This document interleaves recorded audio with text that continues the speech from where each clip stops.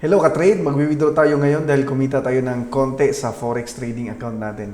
Ito, meron tayong kinitang 272 US dollar last month. So, wi-withdrawin natin ito. Galing ito sa forex trading account natin dito sa XM. So, wi-withdrawin ko ito papunta sa GCash account ko. 272 US dollar. Okay. Request natin. Ang minimum withdrawal pala dito ay 15 US dollar sa GCash. So, success na yung withdrawal request natin. 15,280 pesos kinita natin last month. So, okay na rin to. Kumita din ng konti pang expenses. So, ipakita ko sa inyo yung trading account ko kung paano ako kumita nito. Itong 15,000. So, ito yung trading account ko ka-trade. Ang capital ko pala dito ay 20,000 US dollar. So, wala kayong capital ko dito. So, yun, na-withdraw natin yung 200 US dollar. Okay. So, pang gastos-gastos, pambayad ng kuryente, pang grocery, ganyan. Maliitan lang. So, kinonek ko ito dito sa trading account ko na ito. Ginamitan ko to ng Sweetcorn EA. Ano yung account ko na yan? Ito.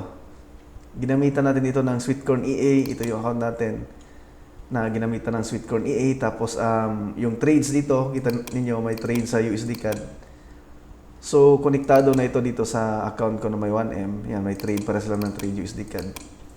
So, para hindi na dalawang trade ako, di ba? So, kinunik ko na lang para isang account lang iti-trade ko, makopya na rin dito sa isang account ko. So, gumagamit tayo ng EA dito para sa strategy, pero yung pag-open ng first trade, so manual. So, mix robot saka manual. So, nag-a-analyze tayo kung saan tayo magti-trade, magbabuy or magsisell. So, meron tayong track record sa my FX book. Ayan.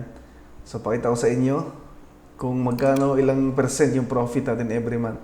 So, maliitan lang to pero safe na safe yung capital natin. Okay? So, maliit yung profit pero consistent naman. Yan, 1%, 2%, 1.2, 1.4, 1.6, 1.68. Ngayon, 2024. Yan, 2%, 1.4, 1. So, nag-average lang siya ng mga 1% mahigit. Average lang siya ng 1.64% monthly na kinikita natin. Pero tingnan niyo naman yung drawdown ka-trade. 10% lang yung drawdown, 10.65. So, kung titingnan natin yung drawdown, kasi nasa 1 year ko na itong ginagamit eh. So, dito lang nung nagsimula ako dito sa paggamit ng account na ito. So, itong drawdown na itong 10%, so nagkamali lang ito ng trade. So, nalakihan ko yung lot size na manual ko ba? Nalakihan ko yung lot size. Nag-draw doon ng 10%. Pero kung hindi ako nagkamali dito, tingnan nyo yung drawdown, napakalinis. 1%.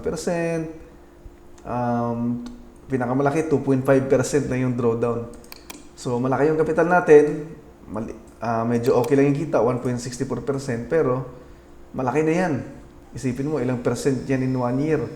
So, mahigit mga 20% yan in 1 year na profit natin. So, napakagandang return of investment yun, yung kikita ng mga 20% per year.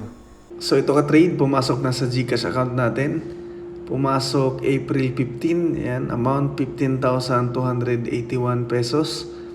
So, nag-withdraw tayo Friday ng gabi, April 12. So, holiday kinabukasan, Sabado at Linggo, kaya hindi pumasok.